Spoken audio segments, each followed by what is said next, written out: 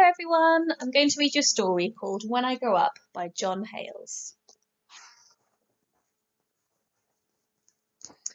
I'd like to tell a story, one that happened just last week, after a cheese and pickle sandwich and a game of hide and seek.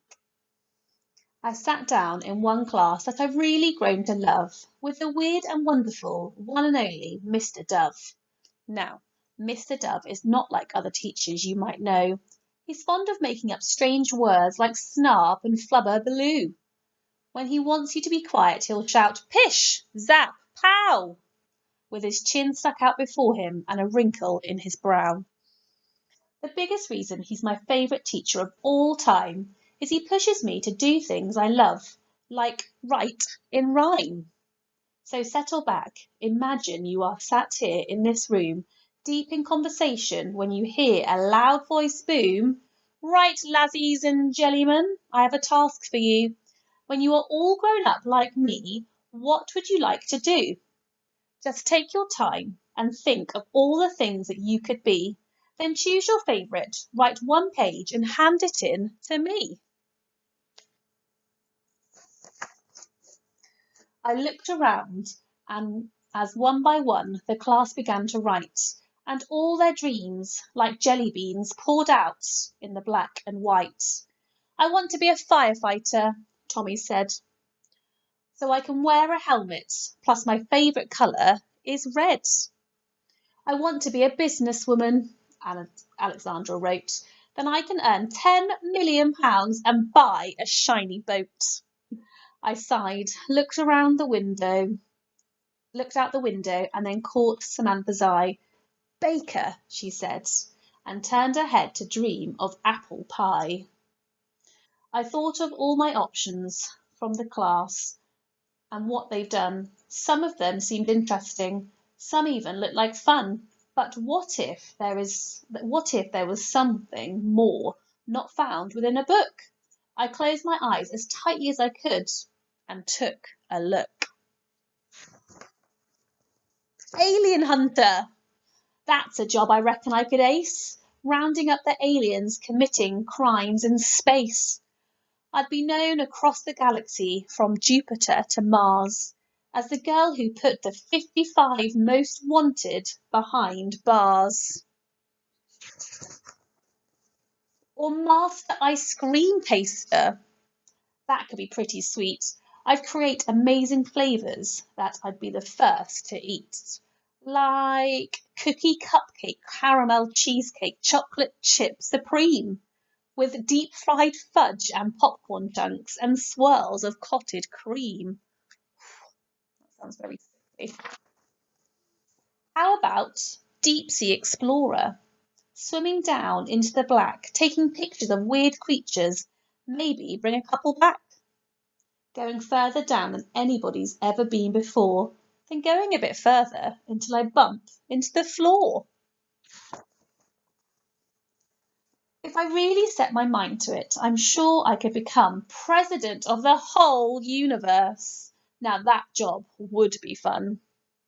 I'd make sure all the leaders of each planet were aware that I'd take away their best toys if they didn't learn to share. I opened up my eyes and saw that the class was almost done. I had to narrow down from all these jobs and choose just one. I started to get nervous and my face began to sweat. I'm not prepared to choose just one thing I want to be just yet. Suddenly, I noticed a tall figure by my chair, squinting at my page and frowning, seeing nothing there. I opened up my mouth and tried my hardest to explain, but too many thoughts were fighting for attention in my brain. I wonder if you've ever felt like that. The frown of Mr. Dove's face disappeared into a smile. "I think I see the snag," he said, eyes twinkling all the while. "You're finding it too difficult to choose. Is that the thing?" I nodded. He looked thoughtful as he twirled his wedding ring. "I have a little secret that I'm going to share with you. Sometimes I find it difficult to choose what to be too. You see, I love to teach, but also paint and write and cook. One time I built a rocking chair I learned how from a book. There are many things I want to do. Perhaps when I retire, I'll start acting in a theatre or singing in a choir. If you're struggling to juggle all the muddle in your head, why not pick 2 or 3 or 4 instead? In a month, we're going to do this exercise again, and you may find the things you chose are very different then. Since class is almost over, you are going to need more time. Please bring it in tomorrow and try writing it in rhyme. He smiled, turned and walked away whilst whistling a tune. I thought about the things he said all through the afternoon. That evening in my bed, I sat down and wrote a poem. I called it When I Grow Up, and I couldn't wait to show him.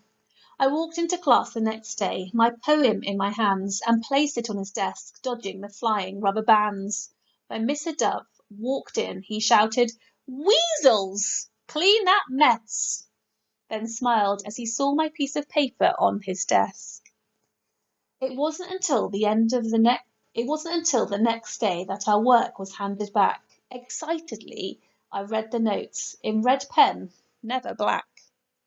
What an excellent imagination, Annie. Good for you.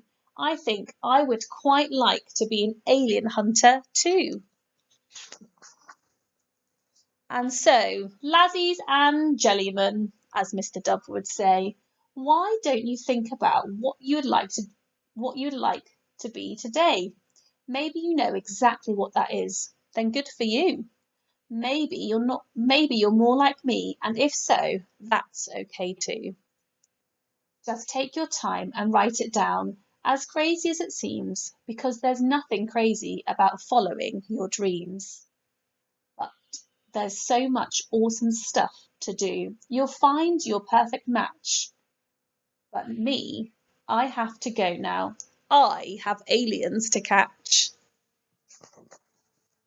And here's Annie's poem. When I Grow Up by Annie Chen.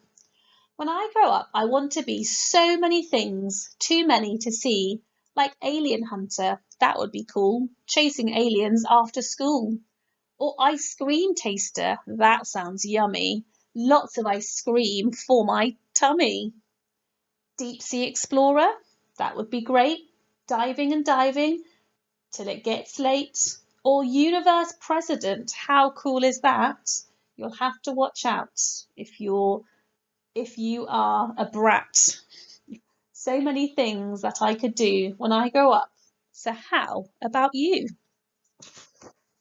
And there's actually space in this book for you to write your own When I Grow Up poem. I hope you enjoyed that story. Bye.